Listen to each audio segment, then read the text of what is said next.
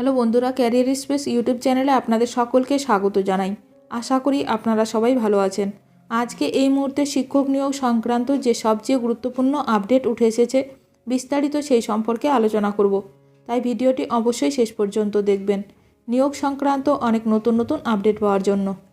যারা চ্যানেলে নতুন তারা চ্যানেলটিকে সাবস্ক্রাইব করে পাশে থাকা বেল বাটনে প্রেস করে অল নোটিফিকেশানটিকে অন করে রাখবেন, কারণ এমন ধরনের লেটেস্ট আপডেট নিয়ে এই চ্যানেলে সবসময় ভিডিও আপলোড করা হয়ে থাকে। 2016 সালের স্কুল সার্ভিস কমিশনের নিয়োগে কোনো হস্তক্ষেপ নয়, জানালো supreme court. SSC recruitment case, নিজেদের এখতিয়ারের মধ্যে থেকেই নিয়োগ প্রক্রিয়ার নিয়মে পরিবর্তন এনেছে স্কুল সার্ভিস কমিশন, সোমবার স্পষ্ট জানালো সুপ্রিম কোর্ট। 2016 সালের স্কুল সার্ভিস কমিশনের নিয়োগে কোনো হস্তক্ষেপ করা হবে না, সোমবার মামলাকারীদের ভর্ৎসনা করে সাফ জানিয়ে দিল সুপ্রিম কোর্টের বিচারপতি সঞ্জয় কুমার ও বিচারপতি সতীশ চন্দ্র শর্মার বেঞ্চ। বিচারপতি সঞ্জয় কুমারের মন্তব্য, স্পেশাল লিভ পিটিশন জুয়া খেলা নয়, এই ধরনের প্র্যাকটিস বন্ধ হওয়া দরকার। এরপর আদালত স্পষ্ট জানায়, আমরা এই মুহূর্তে নিয়োগ প্রক্রিয়ায় কোনো হস্তক্ষেপ করছি না, মামলা খারিজ করা হচ্ছে। অযোগ্যরা নতুন পরীক্ষায় বসতে পারবেন না বলে এই মামলার শুনানিতে আগেই জানিয়ে দিয়েছিল কলকাতা হাইকোর্টের সিঙ্গেল এবং ডিভিশন বেঞ্চ। তবে বাকি অন্য কোনো বিষয়ে হস্তক্ষেপ করবে না বলেও জানিয়ে দিয়েছিল উচ্চ আদালত। সেই নির্দেশের বিরুদ্ধে সুপ্রিম কোর্টে আবেদন জানান ওয়েটিং লিস্টে থাকা প্রার্থীরা। এদিন সেই মামলার শুনানিতে দেশের সর্বোচ্চ আদালতের বিচারপতি সঞ্জয় কুমার জানতে চান, আপনারা কি অযোগ্য? উত্তরে মামলাকারীদের পক্ষে আইনজীবী বিকাশ রঞ্জন ভট্টাচার্য বলেন, না, তবে স্কুল সার্ভিস কমিশনের বেশ কিছু সিদ্ধান্ত আপত্তিকর।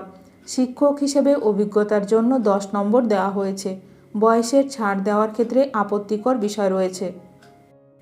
আইনজীবীর বক্তব্য শুনে বিচারপতি সঞ্জয় কুমার বলেন, স্কুল সার্ভিস কমিশন যদি শিক্ষাগত যোগ্যতার মান বাড়িয়ে থাকে তাহলে সেটি তাদের এখতিয়ারের বাইরে কিছু করেনি।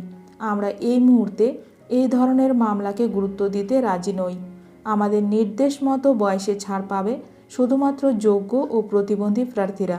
এরপর আইনজীবী বিকাশ রঞ্জন ভট্টাচার্য শীর্ষ আদালতের নির্দেশের কিছু অংশ উল্লেখ করে বলেন, স্কুল সার্ভিস কমিশন নির্দেশের বাইরে গিয়ে নিয়োগ প্রক্রিয়া শুরু করা হয়েছে।